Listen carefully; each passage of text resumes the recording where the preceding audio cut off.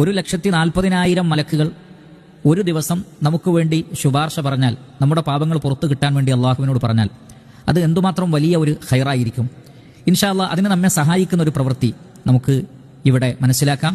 ഇമാം തിർമിദി റഹിമഹുല്ലാ അദ്ദേഹത്തിന്റെ സുനനിൽ ഉദ്ധരിക്കുന്ന ഹദീസാണ്. അലി റളിയല്ലാഹു തആല അൻഹു പറയുന്നു, സമിഅ്തു റസൂലല്ലാഹി സ്വല്ലല്ലാഹു അലൈഹി വസല്ലമ യഖൂൽ, അള്ളാഹുവിന്റെ റസൂൽ പറയുന്നത് ഞാൻ കേട്ടു, മാമിൻ മുസ്ലിമിൻ യഊദു മുസ്ലിമൻ ഊദ്വതൻ, ഏതെങ്കിലും ഒരു മുസ്ലിം മറ്റൊരു മുസ്ലിമായ സഹോദരനെ പ്രഭാതത്തിൽ രോഗസന്ദർശനം നടത്തുന്നു. അപ്പോൾ ഇല്ലാ സ്വല്ലാ അലൈഹി 70,000 മലക്കിൻ ഹത്താ യുംസി, വൈകുന്നേരം വരെ 70,000 മലക്കുകൾ ആ വ്യക്തിക്ക് വേണ്ടി അള്ളാഹുവിനോട് പ്രാർത്ഥിക്കുന്നതാണ്.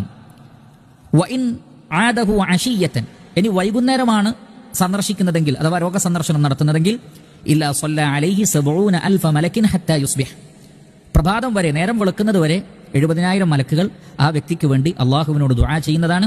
വകാന ലഹു ഖരീഫുൻ ഫിൽ ജന്ന, ആ വ്യക്തിക്ക് സ്വർഗത്തിൽ ഒരു പൂന്തോപ്പുണ്ടാകും, അല്ലെങ്കിൽ വലിയ ഒരു തോട്ടമുണ്ടാകും.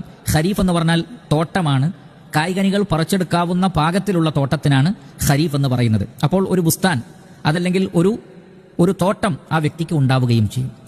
ഇവിടെ നമ്മൾ ശ്രദ്ധിക്കുക, രാവിലെ രോഗസന്ദർശനം നടത്തിയാൽ വൈകുന്നേരം വരെ 70,000 മലക്കുകളാണ് ഇസ്തിഗ്ഫാർ നടത്തിക്കൊണ്ടിരിക്കുന്നത്. അത് വൈകുന്നേരം വരെ കണ്ടിന്യൂസ് ആയിട്ട് ചെയ്തുകൊണ്ടിരിക്കുകയാണ്.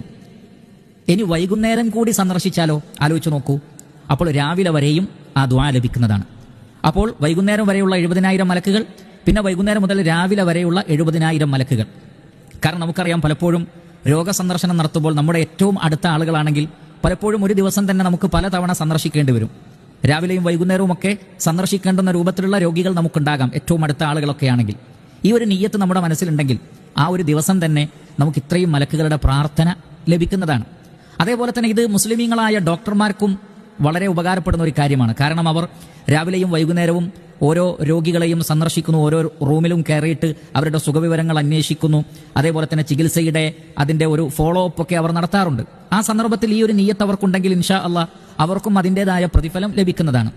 പക്ഷെ അവിടെ നമ്മൾ ശ്രദ്ധിക്കേണ്ട കാര്യം എന്താണെന്ന് ചോദിച്ചാൽ, രോഗികൾക്കോ ആ രോഗികളുള്ള വീട്ടുകാർക്കോ ബുദ്ധിമുട്ടുണ്ടാകുന്ന രൂപത്തിൽ നമ്മൾ റിപ്പീറ്റ് ചെയ്യാൻ പാടില്ല.